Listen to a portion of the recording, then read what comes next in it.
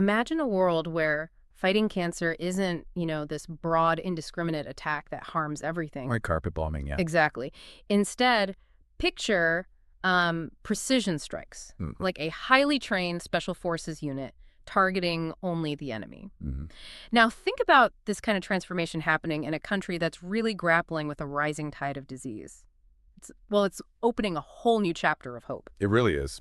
Today, we're doing a deep dive into what feels like a truly pivotal moment in healthcare, specifically in India. Yeah, this is significant. We've been looking into this fascinating development, the pharma giant GlaxoSmithKline, GSK, making a really bold strategic move into oncology there. Focusing specifically on gynecological cancers. Right, and this isn't just, another product launch. It's about bringing precision medicine to women facing some incredibly tough diagnoses. Yeah, It could fundamentally alter their treatment. absolutely. Changing the landscape. So our mission today for this deep dive is to really unpack the significance of this, not just for the medical world, but for real people. Yeah, people on the ground. From maybe a professional woman in Mumbai to someone in a small village in Uttar Pradesh, we want to explore why these new treatments matter so much. How they actually work biologically. Exactly, and what it all really means for the future of cancer care in India. Okay, so let's start by setting the scene a bit. Before we get into the solutions, we really need to understand the challenge here. The context is crucial. Cancer cases in India they're climbing steeply. Projections are soaring past 1.5 million new diagnoses expected by next year, 2025. That's a staggering number. And among women, gynecological cancers, ovarian, endometrial, they're a particularly rampant and, frankly, devastating threat. And the scale of this specific problem, gynecological cancers, is truly striking. We're talking about diseases like ovarian cancer, starting in those little almond-shaped organs, Right. and endometrial cancer, which affects the lining of the uterus.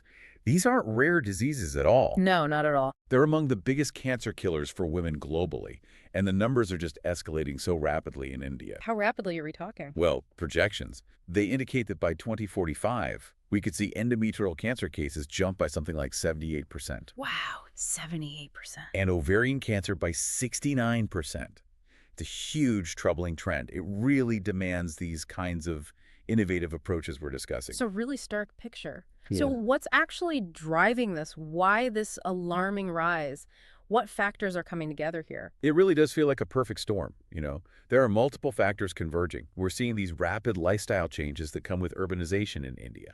Well, things like more sedentary habits, maybe less physical activity, a definite increase in processed foods in the diet, and often delayed childbearing becoming more common. Okay, so lifestyle shifts. Yeah, and then you combine those with known risk factors, rising rates of obesity, diabetes, Yeah. hormonal imbalances, environmental things like pollution, which is a big issue, and of course, underlying genetic predispositions.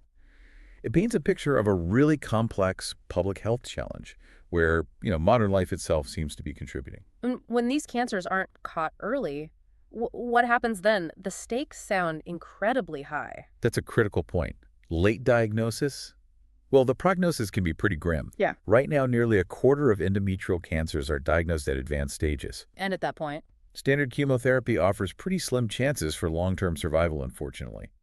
For ovarian cancer, the global 5-year survival rate is around 45%. which isn't great to begin with. No. And late diagnoses in India tend to drag that figure even lower. And beyond the medical outcome, you have the economic toll. It's massive. It often pushes families into crippling medical debt. Devastating. Yeah, sometimes plunging them into poverty. It just underscores this urgent need for more effective, accessible treatments and definitely earlier detection methods. To really get a handle on the shift we're talking about, maybe an analogy helps. Think of traditional chemo. It's often like, blasting your whole house with explosives to get rid of one intruder. Right, takes out everything. It works, maybe, but the collateral damage is immense. Terrible side effects, hair loss, nausea, weakened immune system. We all know them. Precision therapies, though, they're more like a smart lock system. They target only the intruder's entry points, sparing the rest of the house. Much more targeted. And this is really where the innovation we're discussing today shines.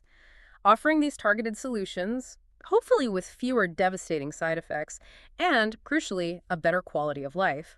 Now, one really interesting aspect here is GSK's history in India. They're not new, are they? Oh, not at all. They've been a household name for over a century, since 1924. Wow. Distributing everything from polio vaccines to everyday medicines, they've built up enormous trust over They generations. really have.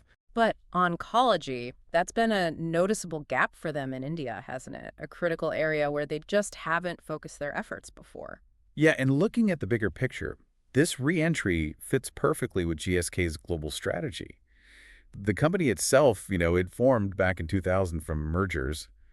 Glaxo Wellcome, SmithKline Beecham.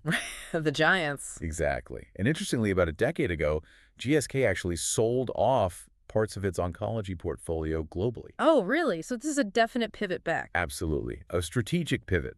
Their re-entry in 2025 reflects both India's rising cancer burden, which we've talked about, and GSK's renewed global push into these highly specialized medicines. Bhushan Akshikar, their managing director in India, he rightly calls this a pivotal moment. And they're not just dipping their toes in. They've assembled this specialized team, I think with over 300 years of cumulative experience. That's serious expertise. And they're investing in local clinical trials, too, which is key to ensure these treatments are really optimized for the Indian population. And this is all happening within a booming market, right? Oh, definitely not in a vacuum.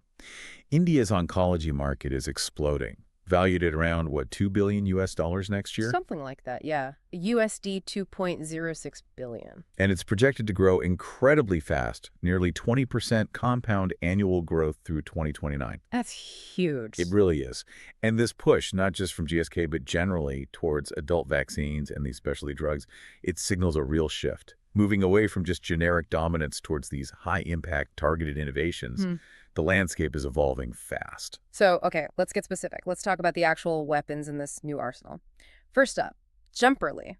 The scientific name is dostarlimab.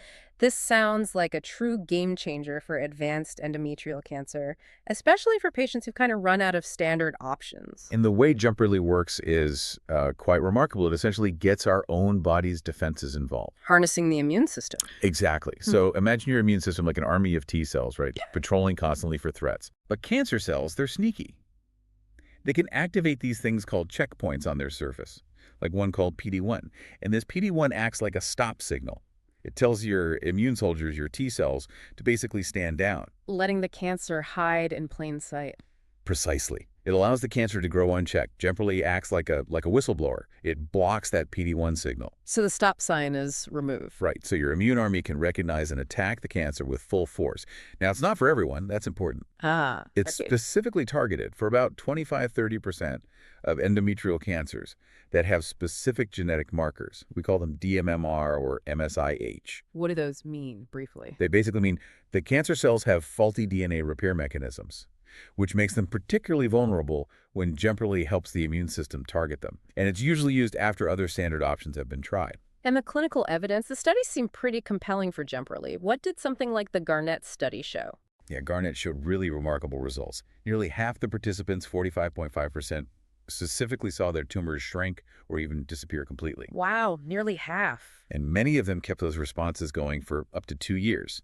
And in a broader analysis, looking at real-world data, it significantly reduced the risk of death compared to other treatments. What about side effects? Still a concern? Well, the common ones are generally manageable things like fatigue, nausea. But the really key thing is that for many women, Jemperli offers this powerful lifeline. It can potentially turn what was a dire prognosis into something more like manageable chronic care.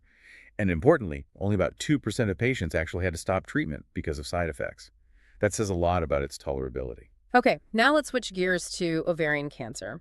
The other drug is Zejula, or niraparib. This works differently, right? It's more about maintenance therapy, like ongoing security after chemo. That's a good way to put it, ongoing security. Yeah, it works differently. If we think about how cancer cells survive, they rely really heavily on these enzymes called PRB enzymes. That too. Yeah, they use them to repair any DNA damage they sustain. Zejula blocks these crucial PRP enzymes. So they can't repair themselves. Exactly. Yeah. It causes faulty repairs, which ultimately leads to the cancer cells dying off. This is particularly effective in cancers that already have trouble repairing their DNA, like those with BRCA mutations or something called HRD homologous recombination deficiency. So it exploits an existing weakness. Precisely. Zejula hits them where they're already vulnerable, and a huge practical advantage. It's a once-daily oral pill. Just a pill. Just a pill, Yeah. which compared to frequent IV infusions is just incredibly convenient for patients. It makes a world of difference to their quality of life during a really tough time. And the Prima trial, that really showed Zejula's power, didn't it? What did we learn there, especially about progression-free survival? Oh, Prima really underscored its impact, yes. Hmm. For patients with those specific genetic markers, BRCA or HRD, it essentially doubled the time they lived without their disease progressing, doubled it. Doubled. That's huge. It's massive. At the 5-year mark, 35% of these patients on Zejula were free of disease progression, compared to only 16% who got the placebo. And it worked across age groups. Yes, even in older patients, those over 65, the benefits held strong, which is so important for an aging population. This is just immense news because ovarian cancer is notorious for coming back. Right, recurrence is common. Incredibly common. Returns in up to 70% of cases after the initial treatment. So Zejula offers this crucial ongoing security after chemo, potentially extending lives, delaying recurrence, maybe even preventing it for some. It's a significant step forward. These advancements, they're undeniably significant. They offer so much hope, but there's always a but, isn't there? The critical question is access. How do we make sure these treatments actually reach people across India with all its diversity and vastness? That is the million-dollar question, isn't it? Mhm. It's a profound challenge for policymakers, for healthcare providers, for everyone involved. GSK's Phoenix program is part of their answer. The Phoenix program. Yeah, it's designed specifically to tackle this. It offers tiered pricing, so the cost can vary, and provides support services to help patients navigate not just the cost, but the whole treatment journey. Okay, that's crucial. It is. And it mirrors efforts happening globally to try and make these high-cost, innovative drugs more affordable. I mean, Jemperli and Zejula are already approved in over 40 countries, so there's a global push for access alongside the innovation. It's recognition that a groundbreaking drug doesn't help if no one can get it. And we're seeing the ripple effects spreading beyond just these two drugs too, right? Definitely. There are ongoing trials right now in India looking at dostarlimab. That's the drug in Jemperli for other cancers. Lung cancer, head and neck, colorectal. So potentially much broader applications down the line. Exactly. Hints of future uses. Yeah. And we're also seeing positive national initiatives. Screening programs for cervical cancer are expanding. The GST, the tax on cancer drugs, was cut to 5%, which makes a real difference to affordability. And you even see collaborations like down in Goa. They have an AI-driven screening initiative with AstraZeneca. It shows innovation happening across the board, tackling cancer from multiple angles. But, while there's huge hope and real progress, we have to be realistic. Big challenges remain. Like cost still. Cost is still a major hurdle for many, even with support programs. Ensuring access in rural areas where the healthcare infrastructure might be limited, that's a huge logistical challenge. And awareness. And awareness, absolutely. Just raising widespread awareness among women about early detection, recognizing symptoms, that's an ongoing battle. And this is the optimistic take. Yeah. GSK's dedicated entry into this specific oncology space in India. It could genuinely catalyze major change. It could inspire more investment from other companies, accelerate progress across the board. It sends a powerful signal to the whole healthcare system. So wrapping up this deep dive, it feels like we've seen how these targeted therapies, like Jemperli and Zejula, are genuinely offering new rays of hope, real hope for women in India battling these tough gynecological cancers. We're really witnessing this pivotal shift, aren't we? Yeah. From those broad stroke treatments. The chemo carpet bombing. Right. Towards highly precise medicine, promising not just hopefully longer lives, but a significantly better quality of life too, with treatments that are easier to tolerate. It feels like a profound moment. Yeah, and looking at the bigger picture, it's so important to remember these aren't always ultimate cures, not yet anyway, but they are undeniably significant, often life-altering steps. Steps towards better disease management, reducing recurrence. Keeping the cancer at bay longer. Exactly, and ultimately ensuring fewer families are just shattered by loss. The journey ahead, it's still long, no doubt. But with collective effort from the doctors, the researchers, the policymakers, and you, the informed citizen, understanding these developments, the fight against cancer gets stronger, and certainly more targeted, every single day. So as you reflect on everything we've talked about today, here's something to consider.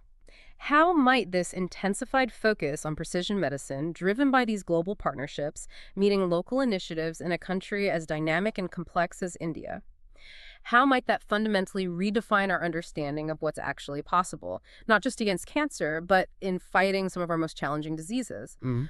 What other possibilities does this unlock for other diseases where maybe similar targeted approaches could be developed, not just for today, but really for generations to come, potentially transforming healthcare not just in India, but globally?